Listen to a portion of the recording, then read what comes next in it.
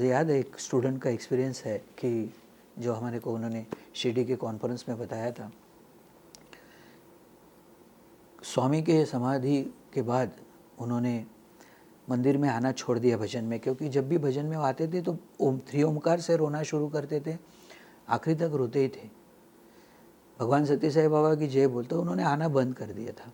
Book and publication trust में काम करते थे और वहाँ से वो एक बार फिर उनकी एंगेजमेंट हो गई, बॉम्बे के लड़की के साथ उनकी एंगेजमेंट हो गई।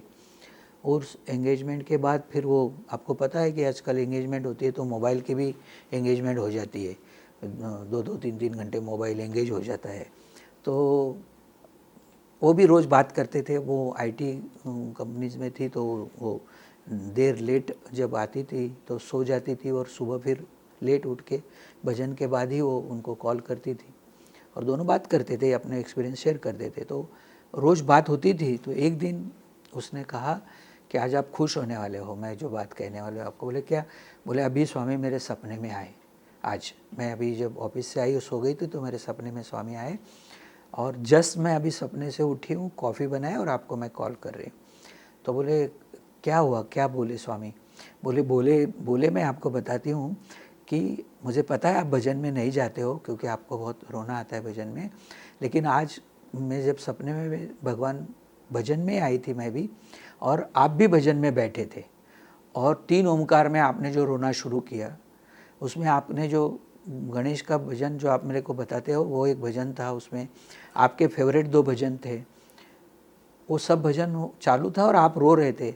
तो स्वामी वो समाधि के जो स्टेप्स है वहाँ पर स्वामी उसके पर बैठे थे और मेरे को स्वामी ने, फिर आपको ही देखते थे स्वामी, आप रो रहे थे तो आपने आंखें नहीं खोली, इसलिए स्वामी ने मुझे कॉल किया और मेरे को कहा कि ये तुम्हारा जो हस्बैंड है ये रोते रहता है, इसको बोलो स्वामी मरा नहीं है, स्वामी हमेशा है, स्वामी किधर गया नहीं है, स्वामी इधर ही है, हमेशा है, रो नहीं। उसको समझाओ। आजकल का यूथ है वो भगवान का नहीं सुनता है, वो वाइफ का सुनता है, इसलिए तुमको बोलता है। ऐसा करके उसको मेरे को बोला स्वामी ने। मैं जब ये उस वो वाइफ, वो जो उसकी फियांसी थी, वो जब बता रही थी अपने लड़के को, हस्बैंड को, तो वो रो रहा था।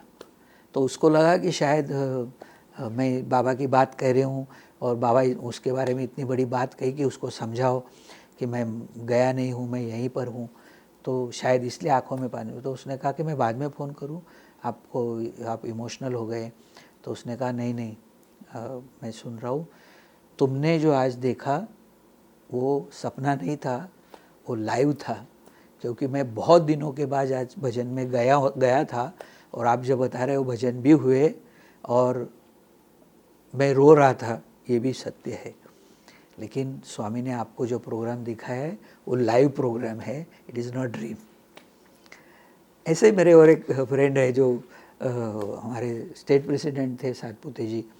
वो उनको, उनकी बहू प्रेग्नेंट थी और वो सेवा में आए हुए थे।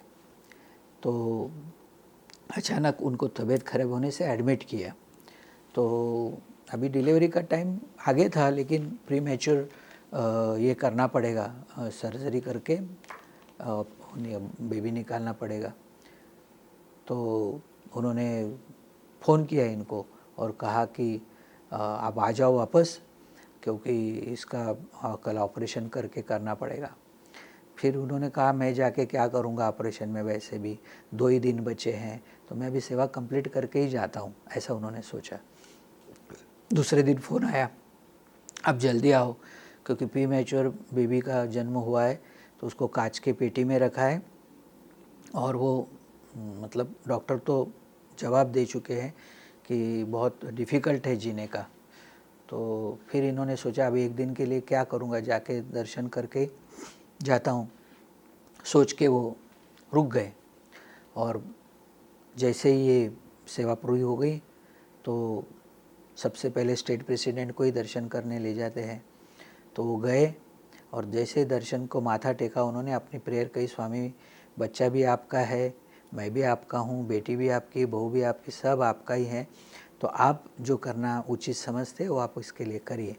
उतने में इनके हाथ में जो विभूति पैकेट थे उसमें से एक पैकेट नीचे गिर गया। तो उन्होंने समझा कि ये मेरे पोते के लिए ही बाबा ने दिया है, इसलिए वो पैकेट उन्होंने अलग से रखा और एक फूल चढ़ाया हुआ था, वो सेवादल जो वहाँ पर खड़ा था उसने वो फूल उनको दे दिया। तो उन्होंने कहा, ये स्वामी ये भी उसके लिए आपने प्रसाद दिया है, तो ये दोनों मैं उसको बच्चे को दूंगा। ऐसा करके वो सीधा निकल गए। उनका रिजर्वेशन था ही, उसी रिजर्वेशन से पहुँचे वो।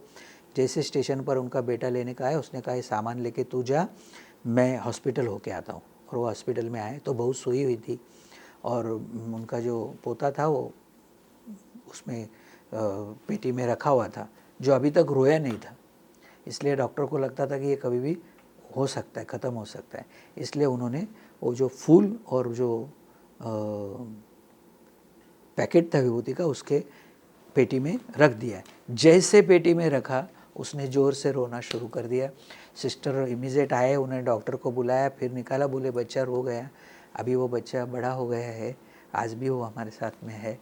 और पहले थोड़ा कान को कम सुनाई देता था, लेकिन अभी वो भी प्रॉब्लम सॉल्व हो गया। तो स्वामी हमारे साथ हमेशा है, सभी जगह है। हम उनके साथ कैसे कनेक्ट होना, इतना इजी, सबसे इजी अगर किसी से कनेक्ट होना है तो वो भगवान से ही कनेक्ट होना है। क्योंकि ऐसी कोई दुनिया में जगह नहीं है, ऐसा कोई क्षण नहीं है जब भगवान नहीं है। बात सिर्फ कनेक्ट होने की है, और कनेक्ट होना के लिए सबसे आसान जो तरीका है कनेक्ट होने का, वो उनका स्मरण है। अगर हम याद कर लेते हैं कि वो अब यहाँ पर है, मेरे अंदर है। कितनी बार स्वामी ने कहा, है inside you, outside you, above you, down you, सब जगह पर मैं ही हूँ।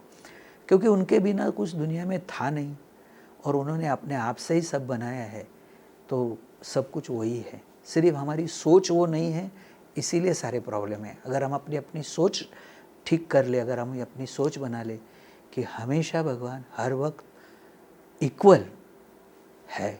मैं और एक बहुत बड़ी बात आपसे करना चाहता हूँ। हाँ, हमारे यहाँ हमारे जो बाल विकास कन्वीनर है, मतलब अभी नहीं थे, पहले उस टाइम वो कन्वीनर थे। एक प्रोग्राम करना था, तो हमारी मीटिंग हुई। उस मीटिंग में डिसाइड हुआ कि ये चीज़ें ये करेगा और कुछ खर्चा होने वाला था।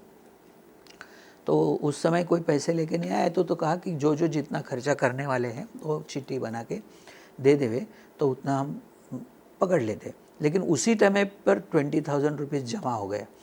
तो फिर अभी तो सबको डिस्ट्रीब्यूट नहीं करना है, प्रोग्राम अभी लंबा है, 1 महीना बाद, तो 1 वीक बिफोर हम पैसे सबको दे देंगे जिसको जो काम दिया है वो देने के लिए। तो उन्होंने वो पैसे 20,000 बाल विकास कोऑर्डिनेटर को दे दिए। वेरी पायस पर्सन, हमारे सबसे स्वामी को फॉलो करने वाले, और हम सब लोग प्यार करते हैं उसे, हम मामा बोलते हैं उनको। तो उनके पास 20,000 रुपीज़ दे दिए। वो 20,000 लेके घर पे गए। 1 हफ्ता पहले उनको मैसेज दिया कि वो पैसे भी लेके आना और सबको अभी काम भी देना है, डिस्ट्रीब्यूट भी कर देंगे सबको। तो वो पैसे लेके घर से बैग में डाल के निकले। और जब वो निकले तो उन्होंने वो स्कूटर पर के हुक को लगा दिया था, पैसा बैग लगा दिया था। आगे जब आते तो बीच में देखा उन्होंने, लास्ट में उन्होंने देखा कि जो टोल नाका है, कोल्हापुर का जो टोल नाका है, वहाँ टोल नाका में उन्होंने देखा कि बैग है। और जब साई सेंटर पर पहुँचे तो बैग नहीं है। तो वैसे ही वो घूमे और वापस बैग को कहीं गिरा के देखते देखते वापस टोल नाका तक आए, नहीं मिला। वापस टोल नाका से फिर साई सेंटर तक गए, नहीं मिला। वापस टोल नाका तक आए, नहीं मिला। अब उनको बहुत घबराहट हो गई। वो एक पेड़ के नीचे एक पत्थर था, वहाँ जाके बैठ गए, साइड में स्कूटर लगाया और स्वामी की प्रार्थना की कि स्वामी, हमको पता है, मुरली भैया ने हमको बताया है कि कर्म सिद्धांत है, अगर आपका कुछ गया है तो आपने किसी का लिया है। स्वामी, अगर मैंने किसी के 20,000 लिए हैं तो हो सकता है मेरे को वापस करना है। स्वामी, मेरा 2 सैलरी में 10,000 आप घुमा देना, कोई प्रॉब्लम नहीं, कैसे भी आप ले लेना, लेकिन ये 20,000 नहीं स्वामी, ये आपका डिवोटी का पैसा है, आपका कार्य में दिया है, मेरे पर विश्वास रख के दिया है, क्या सोचेंगे मैं अगर नहीं उनको अभी दूंगा तो। मैंने अभी कहा है उनको कि मैं लेके आ रहा हूँ और स्वामी मैं नहीं लेके जाऊँगा। ऐसे वो स्वामी से कनेक्ट हुए आँखों में, दोनों आँखों से आंसू थे उनके। और उतने में एक रिक्शा वाला आया और उसने पूछा उनको कि आपका कुछ गुम हो गया क्या? तो मैंने रोते रोते उसको कहा हाँ भैया। तो क्या गुम हो गया? बोले मेरा एक बैग था जिसमें भगवान का पैसा था, बोले वो गुम हो गए। तो रिक्शा वाले ने अपने सीट के वो साइड से वो बैग उठाया और कहा ये बैग तो नहीं? बोले हाँ यही बैग। एकदम खुश हो गए वो, आंखों में आंसू भी है, चेहरे पर खुशी भी है। ऐसे वो रिक्शा वाले के पास पहुंच गए। बोले साहब देखिए इसमें बहुत पैसा है। उन्होंने चेन खोल के देखा, पैसा वैसा का वैसा था। उन्होंने वैसे ही बैग उस रिक्शा वाले के सामने की और कहा भैया आप इसमें से जितना चाहते उतना ले लो। बोला साहब आपने कहा है कि भगवान का पैसा है तो भगवान के कार्य में खर्च कर लो।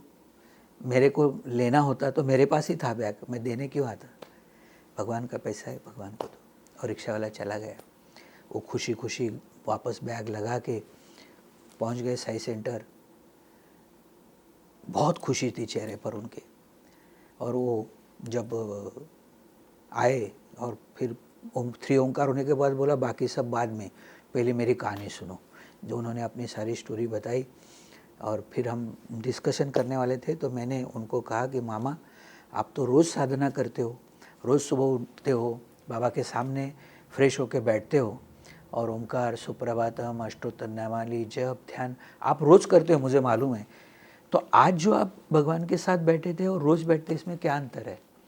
तब उन्होंने मेरे को बताया मुरली भैया रोज़ जो मैं बैठता हूँ ना वो भगवान का लिए बैठता हूँ। आज जो मैं बैठा था ना भगवान के साथ, वो मेरे को बहुत डर था अंदर कि मैं वो पैसे मुझे। मैंने बोला मामा 20,000 के लिए आप बैठे थे आज, डिवोटी का पैसा, भगवान का कार्य, भगवान का पैसा, इज्जत भी थी साथ में कि मेरे क्या सोचेंगे लोग अपने बारे में। इसमें इतना दर्द आया भगवान से कनेक्ट करते वक्त, जब आप भगवान को मिलना चाहते हैं जिसकी कोई कीमत नहीं हो सकती, अनमोल है वो, ऐसे भगवान के साथ जुड़ने के लिए, उसके लिए, उसकी प्राप्ति के लिए आप जुड़ते हो तो कितना दर्द होना चाहिए, कितना अपनापन से जुड़ना चाहिए। ये बात उस दिन हमने सत्संग में शेयर की। तो मुझे लगता है कि भगवान बहुत आसान है, सिर्फ हमारे अंदर कुछ कमी है। एक बार मैंने स्वामी को खुद भी पूछा था कि स्वामी इतनी बार सत्संग करते हैं, बोलते हैं, सुनते हैं लोग, लेकिन परिवर्तन नहीं आता स्वामी, कुछ और थ्योरी है तो बताइए परिवर्तन की, तो हम वो अडेप्ट करें। तो स्वामी ने कहा थ्योरी यही है, जब परीक्षित मौत के भय से, मृत्यु के भय से भयभीत हुआ था, तब उसको जो ज़रूरत था तो मैंने भागवत बताई और उससे उसका परिवर्तन हुआ। 7 दिन पहले मौत का भय था और जिस दिन मौत थी उस दिन सुखदेव जी ने पूछा परीक्षित भागवत हो गया तब सुन के, परीक्षित आज मृत्यु है, तक्षक आएगा और डसेगा। उसने कहा किसकी मौत? शरीर की मौत है, मैं तो कभी मरता ही नहीं, मैं पहले भी था, इस शरीर में भी था, इसके बाद भी मैं हूँ, मैं तो परमानेंट हूँ। ये भागवत सुनने से उसको हुआ। वही जब दूसरा युद्ध का प्रसंग था और युद्ध प्रसंग में अर्जुन मोह में आ गया था, तब भी मैंने भगवत गीता बताई, क्योंकि यहाँ खुद की जान नहीं बचानी है, खुद का भय नहीं है मृत्यु का, सबके मृत्यु का भय है। उस समय मैंने भगवत गीता बताई थी, उसमें भी मैंने यही संदेश दिया था कि भगवत गीता में कि तू आत्मा है। और मैं इस अवतार में हमेशा प्रवचन की शुरुआत कहता था कि दिव्यात्मा स्वरूप लारा, मैं ये भी यही बताने आया हूँ कि ये शरीर तुम नहीं हो, तुम्हारा जो मैं है वो आत्मा है। उसको आपने शरीर से जोड़ा है, मन से जोड़ा है, अपने बुद्धि से जोड़ा है, इसलिए वो हो गया है। वो आत्मा वो नहीं हुआ है, लेकिन तुमको ऐसा लगता है कि तुम वो हो, तुम मुरली हो। मेरे को भी एक दिन पूछा स्वामी ने, ए तुम्हारा नाम क्या? मैंने कहा मुरली। उन्होंने कहा मुरली कितनी गोपिकाएं हैं? मैंने कहा स्वामी कोई नहीं है, एक सारी बहनें हैं। तो बोले कि शादी नहीं किया? तो स्वामी बताते हैं हमारी ज़रूरत कम है, हम नहीं चाहते कि हम इस मोह में जहाँ हम है वो हमको लगता है उसमें से हम बाहर आए और हम रियल आय में अपने जाए। स्मॉल आय है हमारा भी, जो है ही नहीं एक्चुअली, हम जो हम नहीं है वो हम है ऐसा हमको लगता है। और जो हम है वो हमको लगता नहीं।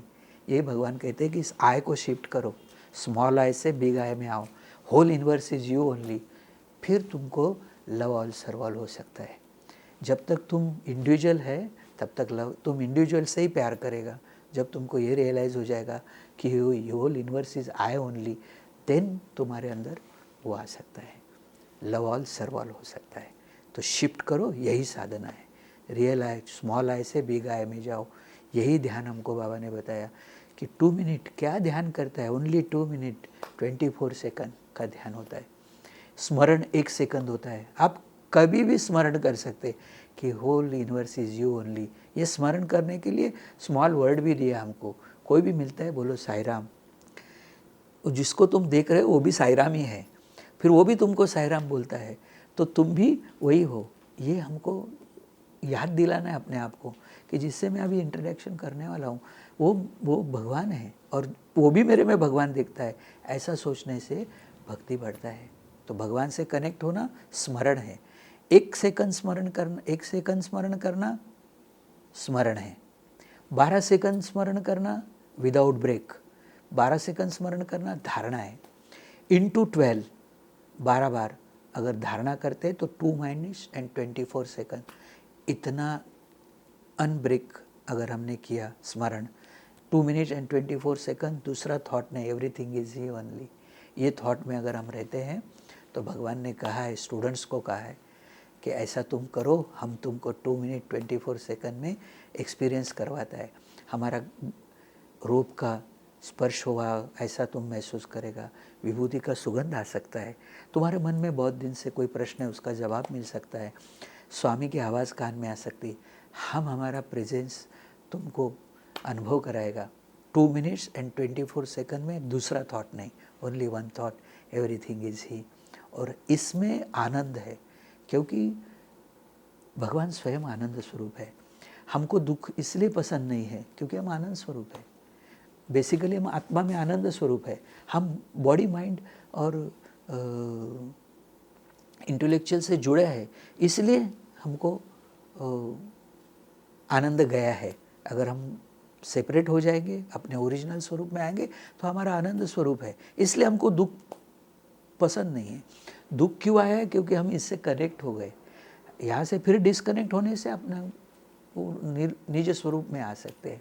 हमको कोई हमारा दोष दिखाता है अच्छा नहीं लगता है, क्योंकि मूल में हम निर्दोष है। दोष बॉडी माइंड और इंटेलेक्चुअल में है, हमारे में दोष नहीं है, लेकिन हम इसके साथ जुड़े हैं तो वो दोष हमारा है ऐसा हमको लगता है। हम निर्दोष है इसलिए दोष अच्छा नहीं लगता। दुख हमको पसंद नहीं क्योंकि हम आनंद स्वरूप है। हमको मृत्यु पसंद नहीं क्योंकि हम अमर है, हम आत्मस्वरूप है। जब आत्मस्वरूप में मृत्यु नहीं है, लेकिन हम देह स्वरूप से हमारा आत्मा अटैच करके हम यही हम ऐसा होके बैठे, इसीलिए हमको मृत्यु इधर नहीं आना ऐसा सोचता है। इधर मृत्यु पक्का है, उधर मृत्यु नहीं है। तुम इधर से हट के अपना निज स्वरूप में आओ। यही साधना है कि हम अपने रियल आई में बैठे। इसको ही रियलाइजेशन बोलते हैं कि रियल आई के जोन में जाके हम बैठे। हम अभी दूसरे जोन में हैं, यहाँ से शिफ्ट होके अपने ओरिजिनल स्वरूप में अगर हम बैठते हैं, दैट इज़ अ सोहम। हम अपने आप को याद दिलाते कि मैं वो हूँ। अहम कौन है? सो मैं वो हूँ, आई एम दैट। ये मंत्र चालू है, हमारा कॉन्सेंट्रेशन नहीं है वहाँ पर। ये अगर हम ध्यान करते हैं, सोहम ध्यान, स्वामी ने बताया भी है कि सोहम करने से भी हम प्राप्ति हो सकता है। कैसे? मैं वो हूँ, मैं वो हूँ जो सब जगह है, हमेशा है, कहीं कभी भी जुदा नहीं है। अगर ये सोच हमारी बन जाती है, इसका प्रैक्टिस हम करते हैं, हर वक्त इसके साथ रह के हम काम कर सकते हैं। ये अगर हम करते हैं तो ये साधना हमको भगवान तक लेके जाती है। कुछ छोड़ना नहीं पड़ता, कुछ करना नहीं पड़ता, सिर्फ याद करना पड़ता है कि सब कुछ वो है, सब कुछ वो है, सब कुछ। एक आखिरी बात मैं आप सबसे करना चाहता हूँ कि जो मेरा भी एक्सपीरियंस है कि भगवान का काम नहीं, सारी दुनिया ही भगवान की है। हमारा भी जो काम है, जो हमको हमारा लगता है, वो भी हमारा नहीं, उनका ही है। हम भी हमारे नहीं हैं, हम भी उनके ही है। वही है सब कुछ। जब आईने में खड़े हो तो हमारे को हमारा ही दर्शन हो, इस स्थिति तक हमको जाना है। सब में देखते देखते अपने में देखना भूल गए तो भी अधूरा हो जाएगा।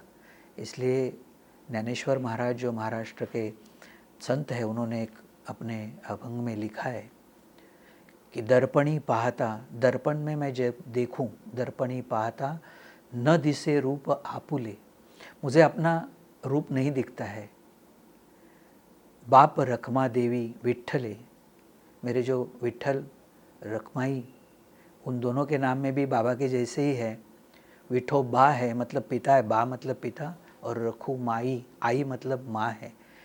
तो बाप रखमा देवी विठ्ठले मज ऐसे केले, मुझे ऐसा कर दिया है।